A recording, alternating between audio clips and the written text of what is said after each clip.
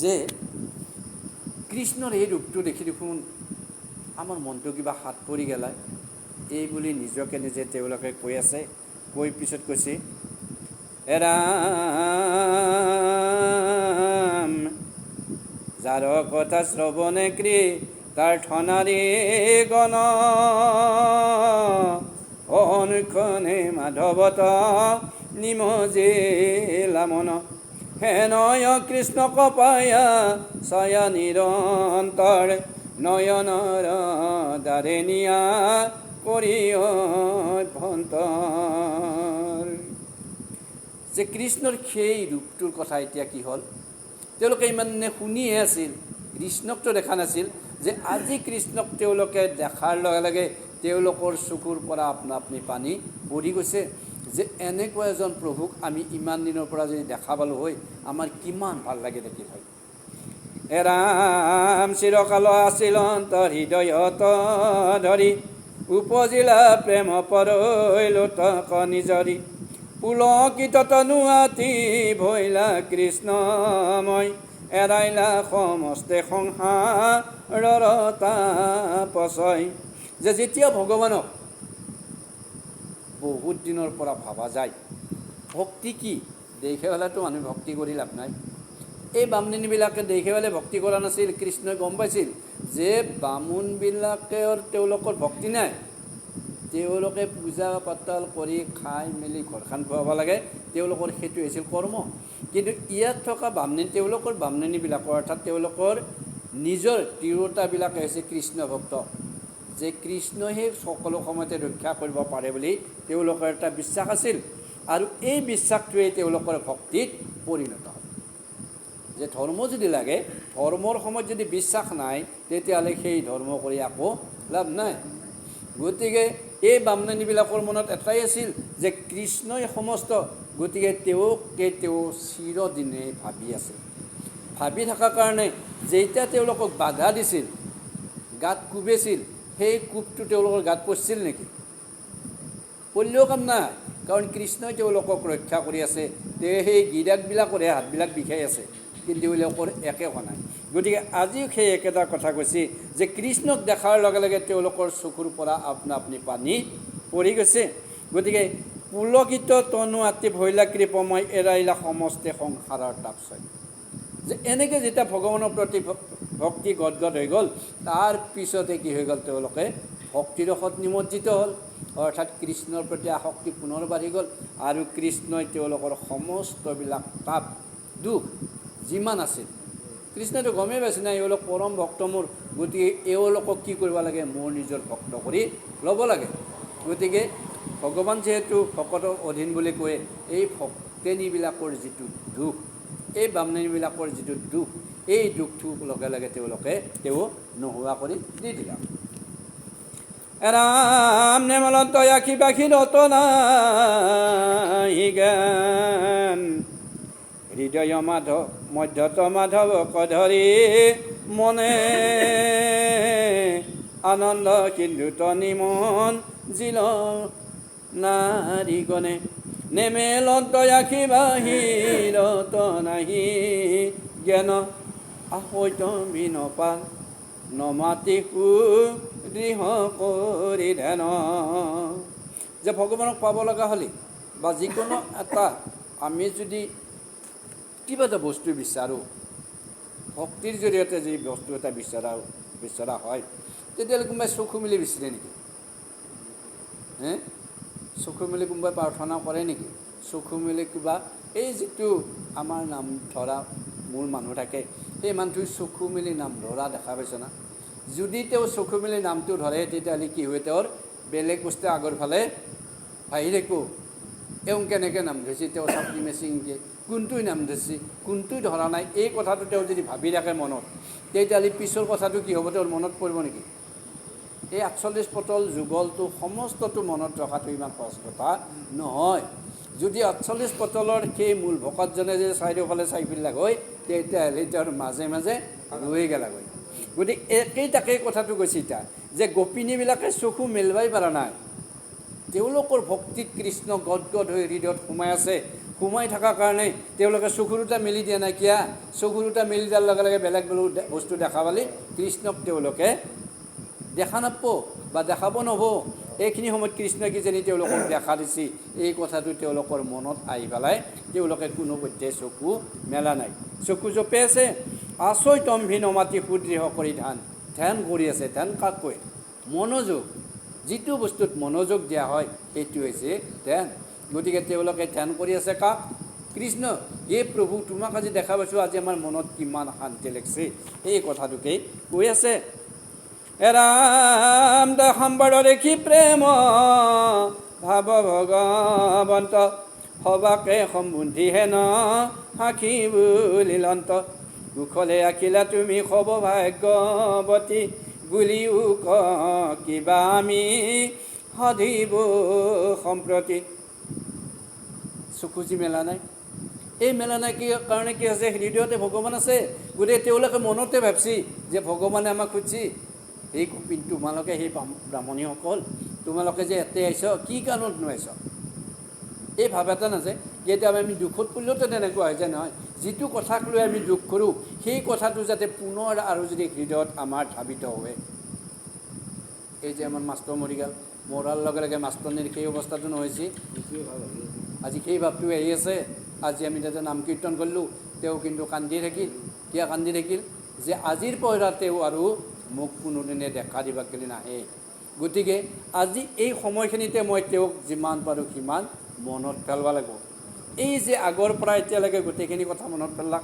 কেনেকৈ মনত পেলাইছে?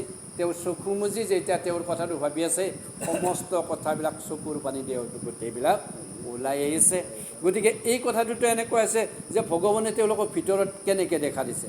তেওঁলোকৰ আত্মাৰ সম্পৰ্ক যেতিয়া আছে, এই আত্মা আৰু আত্মাৰ মাজত সম্পৰ্ক হোৱাৰ লগে লগে তেওঁলোকে সোধা বুলি ভাবি আছে। ভগৱানে সুধিছে যে তোমালোকে কি কাৰণত আহিলা আৰু তোমালোককনো কি লাগে কোৱাচোন।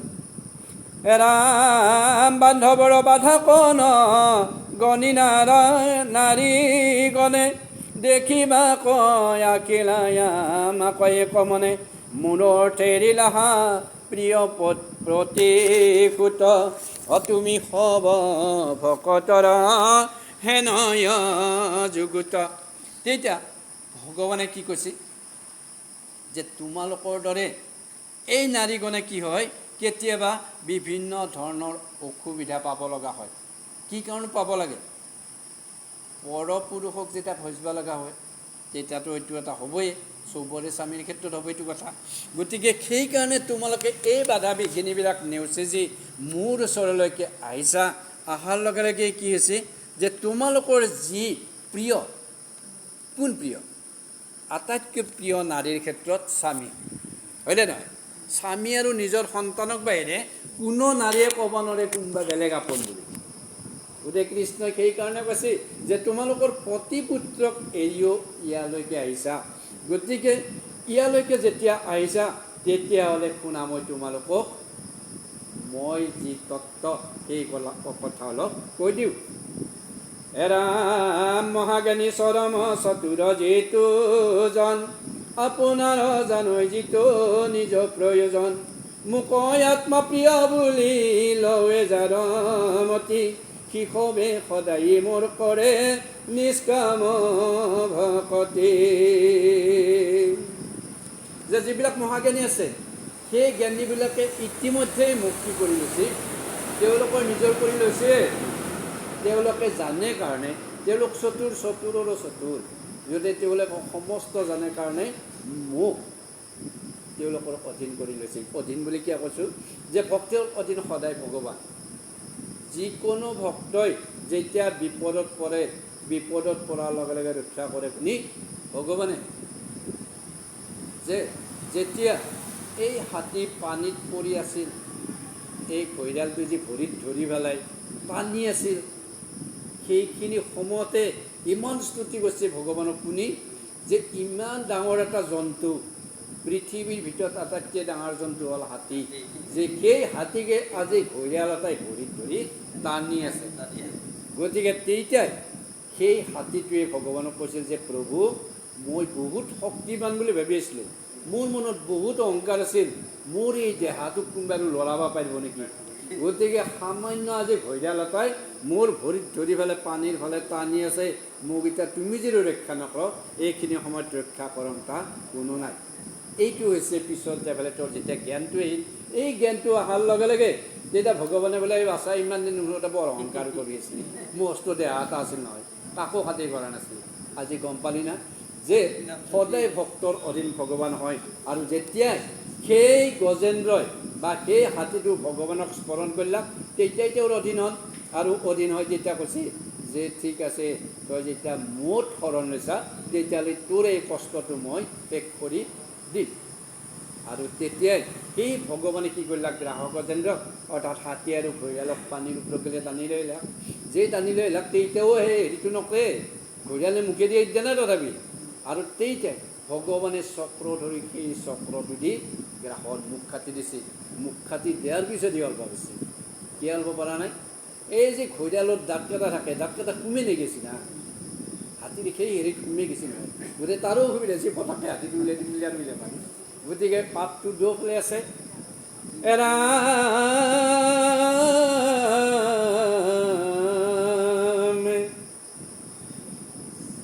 ও আপু মহাজ্ঞানী পৰম চতুৰ যিটো জন, আপোনাৰ জানৈ যিটো নিজ প্ৰয়োজন। মোক আত্মা প্ৰিয় বুলি লৱে যাৰ মতি, শিশবি সদায়ী কৰে নিষ্কাম ভকতি। যে কেতিয়াবা স্বাৰ্থ ভক্তি থাকে, সেই স্বাৰ্থ ভক্তিটো কি কয়, নিষ্কাম মুক্তিত নিষ্পৃহ যিটো সেই ভকতক নাম ৰসময়ী মাগহ ভকতি। সমস্ত মস্তকমণি নিজ ভকতৰ অৱশ্য ভজ হেন দেৱজতু ভকতি। গতিকে আমি কৰ্ম কি কাম কৰোঁ, কৰ্ম কেইটা কৰোঁ আমি দুটা, এটা হৈছে সকাম ধৰ্ম আৰু এটা হৈছে নিষ্কাম ধৰ্ম। যে সকাম ধৰ্ম কি, আজি আমি যিটো দিনৰ ভাগত কৰ্ম কৰিলোঁ সেইটো হৈছে সকাম ধৰ্ম। কিবা এটা উপলক্ষে যেতিয়া কৰা যায় তাকে ক'ব সকাম ধৰ্ম। আৰু নিষ্কাম ধৰ্ম কেতিয়া হয়, যে যেতিয়া ভগৱানক এনেই ভাবি থকা কোনো নাই, আজি কোনো কৰ্ম নাই, কোনো কাম নাই, তেতিয়া আমি কি কৰোঁ, সদায় ৰাতিপুৱা ৰাতিপুৱা যিবিলাকে ভগৱানৰ গুণানুকীৰ্তন কৰাৰ কাৰণে সৰু এখন চালিৰ নামঘৰ এটা বনাই একত হ'ব নিলেও, দুইখন মানুহ এটা চাকি অকল হ'লেওতো দিছে, তেল ভৰ্তিকৈ দিব কাৰণে একটোপ দিছে, যে একটোপ দি এক কলিতা লগাই য'ত ভগৱানক স্তুতি কৰিছে, সেইটো হৈছে নিষ্কাম ভক্তি। তেওঁ একো বিচৰা নাই, যদি তেওঁ একো বিচৰা নাই, দুখীয়া মানুহ তেওঁ একটোপে তেল দিছে, আৰু তেলটোত দিব পৰা সামৰ্থ্য নাই, অলপ সিয়া দিছে য'ত সূতা কিনিবাৰো তেওঁৰ বেছি হেৰি নাই, তথাপি তেওঁ কোৱা নাই যে প্ৰভু মই তোমাক ছাতি ভোট দিবা গ'লেও তেল নাই, তুমি মোৰ ফালে কিয় নাচাওঁ। এই কথাটো নিষ্কাম ভক্তিত যিবিলাকে থাকে তেওঁলোকে এই কথাটো কোনোদিনে নকয়, সেইটোত কোনো সকামৰ কথাই নাই। গতিকে সেইকাৰণে কৈছে যে যিবিলাকে নিষ্কামভাৱে মোক ভাবে তেওঁলোকক মই প্ৰমাণ কৰি চাই পেলাই কি কৰোঁ, তেওঁলোকক সমস্তবিলাক দি দিওঁ। নিষ্কাম ভক্তি কৰি আছিল বিপ্ৰ দামোদৰে, সেইকাৰণে একদিন প্ৰমাণ কৰি তেওঁক দিলাক নহয় যে তুমি নিষ্কাম ভক্তি কৰিলেও মোক পাবা, সকাম ভক্তিটো পাবে, সকাম ভক্তি কিয় নাপাব। যে আজি ইমান খৰচ কৰিছে কাৰ নামত, কাৰ নামত প্ৰথমতে আগবাঢ়িছে, ভগৱানৰ নামতে আগবাঢ়ি দিছে। সেই যি সকাম ভক্তিত যদি তেওঁ অহংকাৰ কৰি কৰিছে, অহংকাৰ কৰি যদি সমস্তবিলাক দিছে, তেতিয়াহ'লে সেইটোতো ভগৱানে নলয়ে। সকাম ধৰ্মততো কোনো সেইটো কামেই নাই, যে ভগৱানক যিবিলাক বস্তু অৰ্পণ কৰা যায়, সেই অৰ্পণ কৰা সমস্ত বস্তুত যদি কিবাভাৱে এইটো মই আনি দিছোঁ, মোৰ পইচাই দি আনি দিছোঁ, তেতিয়াহ'লে সেই মানুহ ঘৰৰ সকাম ধৰ্মৰ কোনো সাৰ্থকত নাই। সেইকাৰণে সকাম ধৰ্ম ভগৱানে মানি ল'ব বাধ্য হৈ তেওঁ, যিহেতু ভকতে যদি তেওঁক কিবা এটা দিছে, সেই দিয়া বস্তুটো তেওঁ গ্ৰহণ কৰিবই লাগিব নে নাই। সেইকাৰণে আমি নৱবিধ ভক্তি কওঁ, নৱবিধ মানে 9টা ভক্তি, যে 9টা ভক্তি দি আমি পাব পাৰোঁ ভগৱানক। কিন্তু 9টা ভক্তিৰে আৰু একোটা ভক্তিৰ লগ লাগছে 9টাকে। গতিকে আমি শ্ৰৱণত 9টা ভক্তি যদি লাগাল দেই, শ্ৰৱণটো কি হ'ল, আমি ইয়াতে ভাগৱত শুনি আছোঁ, কোনোবাই কৈ থকা দেৰো ফটাককৈ নকয়, এই কৃষ্ণ বুলি ক'লে ধুনে ফটাককৈ, এই যে ফটাককৈ এটা শব্দ গ'ল সেইটোও 2 নম্বৰ নহ'ব। গতিকে এনেকৈ লগ লাগি শ্ৰৱণ ভক্তিত 9টা হ'ব, অৰ্পণত হ'ব, বন্ধনত হ'ব, শ্ৰৱণ কীৰ্তন অৰ্চনত হ'ব, দেহদানতো হ'ব। গতিকে সমস্ত এই নৱবিধ ভক্তিত নটাকে আৰু টেঙুলি লগাতে 81টা ভক্তি হয়। গতিকে 81টা ভক্তিৰ ভিতৰত আমি যিকোনো এটা ভক্তি দি ভগৱানক পাব পাৰোঁ। শ্ৰেষ্ঠ ভক্তি বাৰু 9টা বুলি দিছে, যে শ্ৰৱণ কীৰ্তন অৰ্চন বন্দন কৃষ্ণৰ পদসেৱন বা দেহ অৰ্পণ, এনেকৈ 9টা ভক্তিৰ ভিতৰত তেওঁক সহজতে বজায়। কিন্তু এই সৰু সৰু ঠাল ঠেঙুল দিও কেতিয়াবা পোৱা নাযায় ভগৱানক বজায়। গতিকে সেই 81টাৰ মাজেদিও